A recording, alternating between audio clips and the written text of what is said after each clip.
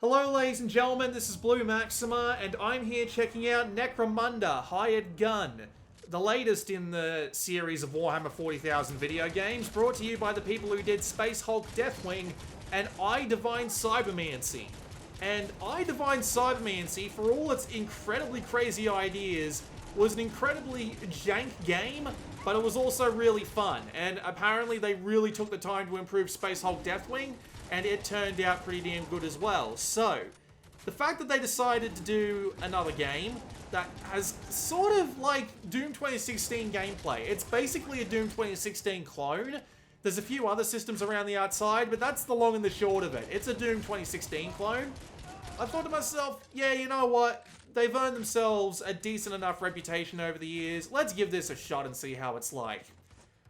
Hoo boy! If there is any game I've played in the last couple of years that is the definition of needed 6 more months in the oven, this is it, and we'll get to why shortly. But the basic premise, you're in a hive city, billions of people, gigantic mechanical monstrosity on the surface of a planet, and you're just going around shooting a bunch of people because they pissed off a bunch of other people. That seems to be the entirety of the story thus far, although I'm pretty sure someone pissed off someone else, kill, kill, kill, kill, kill, is the entirety of the story of the Warhammer 40k universe. But anyway, the idea is, you go through these levels collecting money and weapons, which have their own RPG-related stats, and you can use them to upgrade special abilities, whether they be passive ones, like being able to charge more for side missions, being able to jump higher, have higher chances of dodging, or using active abilities, whether they be arm beams that come out of you, the ability to go into bullet time, the ability to have perfect aim for a little bit, scan around for treasure chests and stuff in the environment,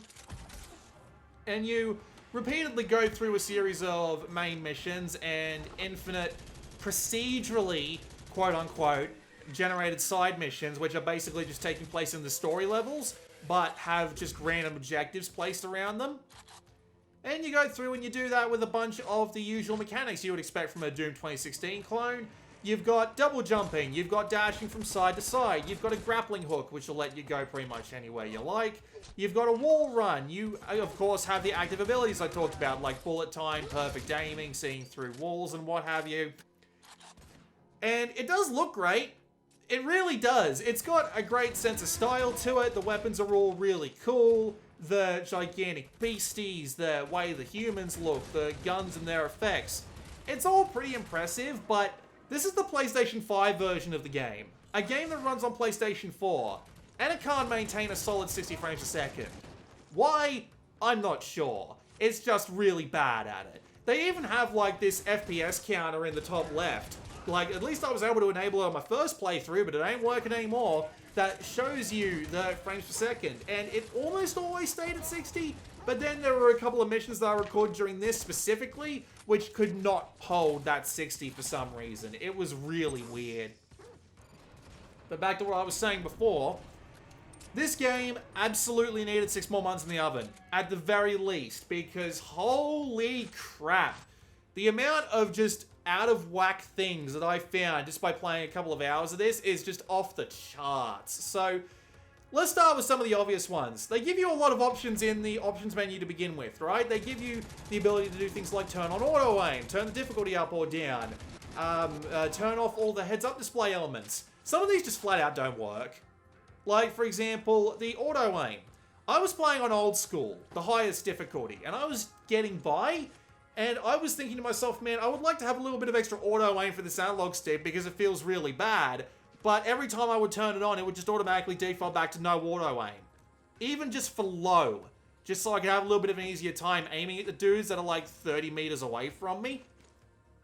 But no, just doesn't let you turn it on. Same thing with the FPS counter. Just, it stayed on once, no matter how many times I flick it on and off in the options menu, it just refuses to stay on. I don't know why. Again, same thing with the auto-aim. There's also vertical field of view, which is great, especially for people like me who are trying to play on monitors, but there's no motion blur to turn off. So you're stuck with this absolutely terrible motion blur throughout the game. But the worst thing of all is the controller options and the way that the controller works. Actively trying to control this game is such a massive pain in the ass that I almost gave up in the first level. This game feels legitimately really fucking bad to play because of the way it handles its inputs, especially on the right stick. So you've got the option to turn the sensitivity up or down, right? But the sensitivity is really not so much finely tuned, but not tuned at all to let you go up, left, up, right, down, left, or down, right without putting a lot of force into it. It almost ends up feeling like an 8-way D-pad more than it does a proper right analog stick, and it is just a sluggish pain in the ass. But it's not really helped out by the fact that the analog dead zone starts at 20%. Now, you might not know what that means, and I don't blame you. It's not something that comes up often, but basically, controllers are designed in software so that you have to push the analog stick a certain amount in order to get it to register the movement in certain games, so that you don't have it just constantly going off every time you so much as nudge it, and as soon as the analog stick is just a tiny bit off center, it's not always going to the right. And that's what having these dead zones does for you. But this game's dead zones start at 20% of the analog stick, which means you have to put it a really significant portion of the way. And as a result, precise aiming in this game is almost impossible. It is legitimately almost impossible because you need to move it so far and then it just goes whoosh across the side of the screen, even at the lower difficulties. So aiming in this game is an absolute chore. And when you've got enemies that you need to be really precise with, and I mean really precise, like there are some where you need to use the grappling hook that you've got to pull their shields off them. You need to hit them almost dead center. If you hit them in the foot, it won't count. If you hit them slightly to the left, it won't count. If you somehow manage to hit another enemy, it won't count. So you need to be really good with these guys. And every single bloody time, I just manage to not be able to hit them. I have to have them like standing right in front of me and still. Otherwise, I can't get the aim to be precise enough. They do have the ability to let you choose exactly how much the aim slows down when you're in aim down sights, including the ability for some reason to make it faster while you're aiming down sight, which I do not understand in the slightest. But the option's there. It exists. It's absolutely useless and kind of bonkers, but it's there. So yeah, you start out with the game, the aiming of the game being incredibly hard to get your head around, and it took me like a full hour to get even remotely adjusted to it. And I still found myself missing really easy shots because I wasn't able to fine-tune my aim because the analog dead zone is so high. It's so uncomfortable. I don't know who played this and thought, yep, that's okay. But here's the thing, it gets worse. The default control scheme is absolutely bonkers. In order to actually like use your weapon wheel so that you're not swapping between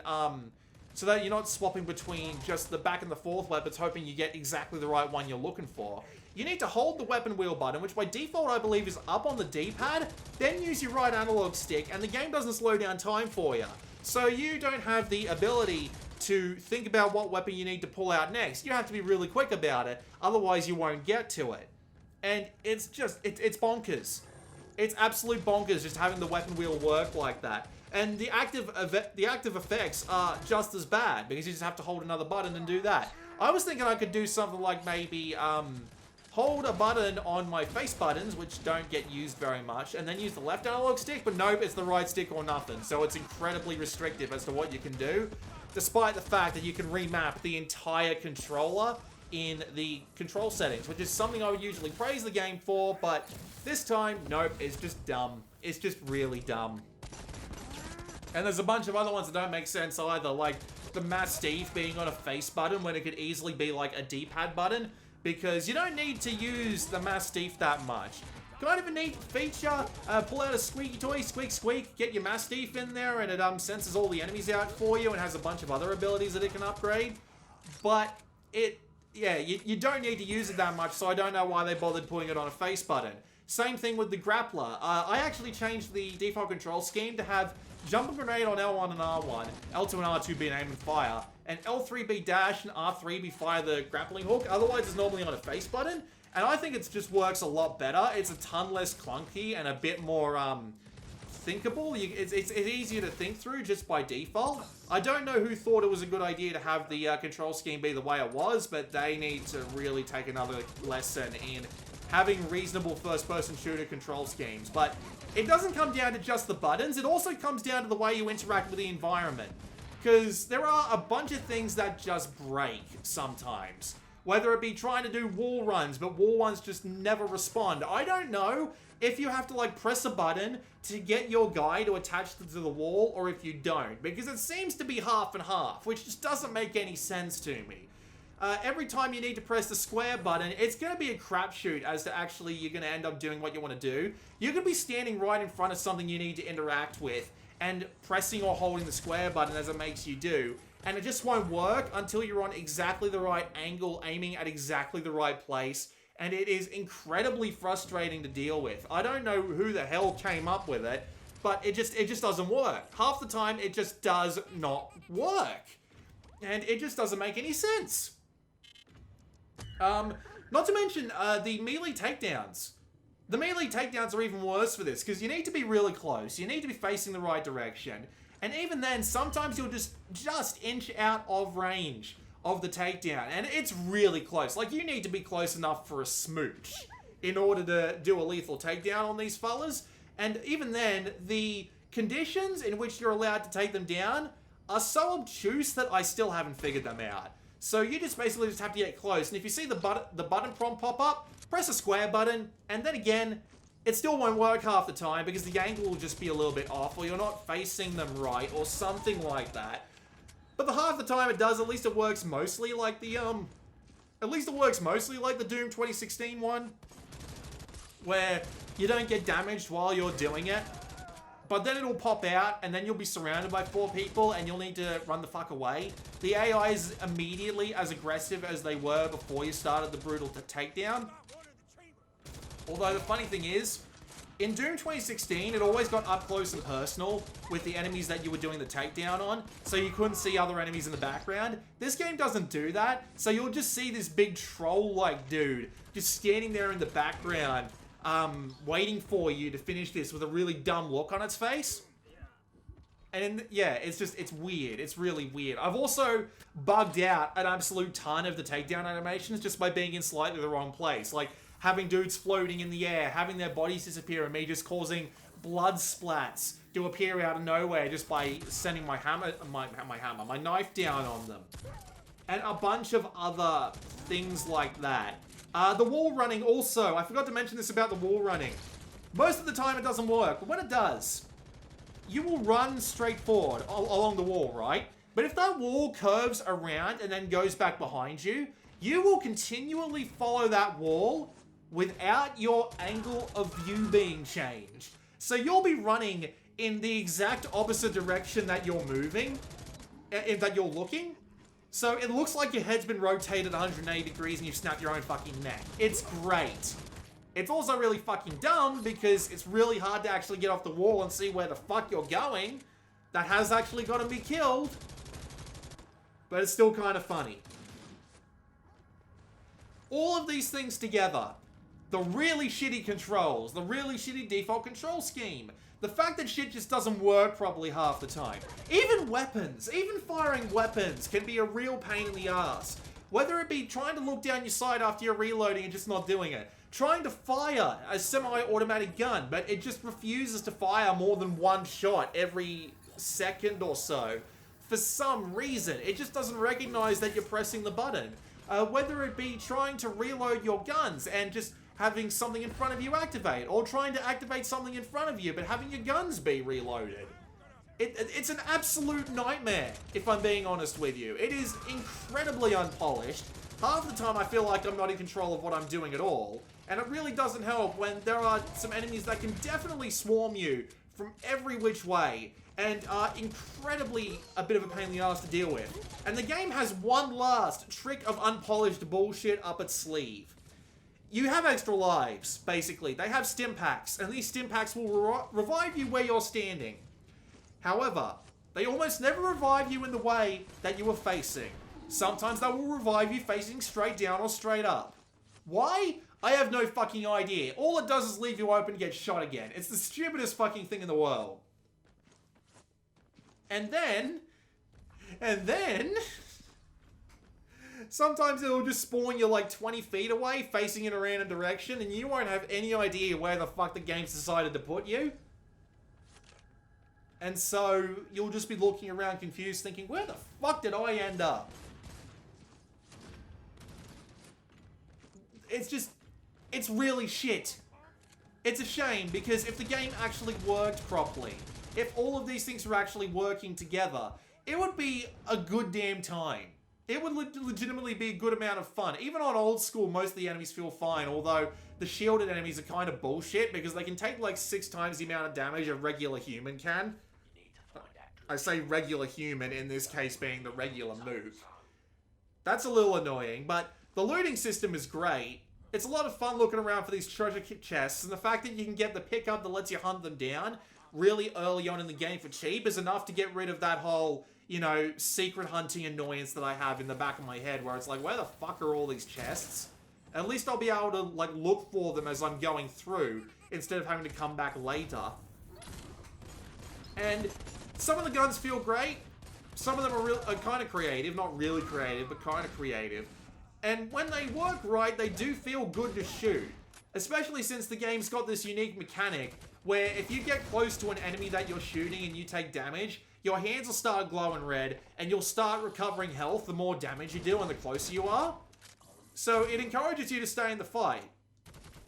So all of these things would be good if the game wasn't an unpolished, buggy mess. It legitimately feels like crap to play from moment one and never gets any better. If anything, just because you get more active abilities and the control scheme to use them is really finicky at best and downright unusable at worst, it just feels awful. And playing it on a controller where the right stick feels as unbelievably bad as it does, like, it feels like these people have never done a console FPS, which might actually be true, but seriously, do not play this on a PlayStation, do not play this on an Xbox. It feels terrible. You're not going to know why until you fiddle around the settings and be like, oh, that's why. It's 20% dead zone. They've got they've got even higher dead zones on the diagonal corners, and it just feels awful. So yeah, I would not recommend Necromunda Hired Gun. I almost could. Almost. But it's just so jank. And not in a good way. It's jank in a really bad, you easily could have taken care of this if anyone knew what the hell they were fucking doing over there, sort of jank. This is problems with the base gameplay jank, not, oh, this is a cool idea, we just didn't implement it all the way, or we didn't implement it to complement the rest of the mechanics jank. This is bad jank. This is awful jank. Please don't support awful jank. This has been Blue Maxima. I'll see you all next time.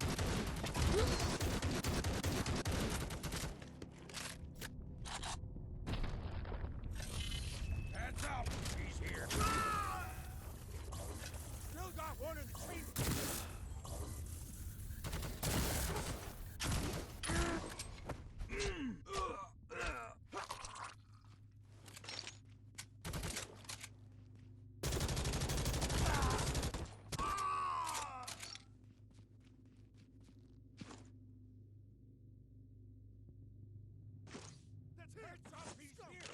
That's him! Scum of the press!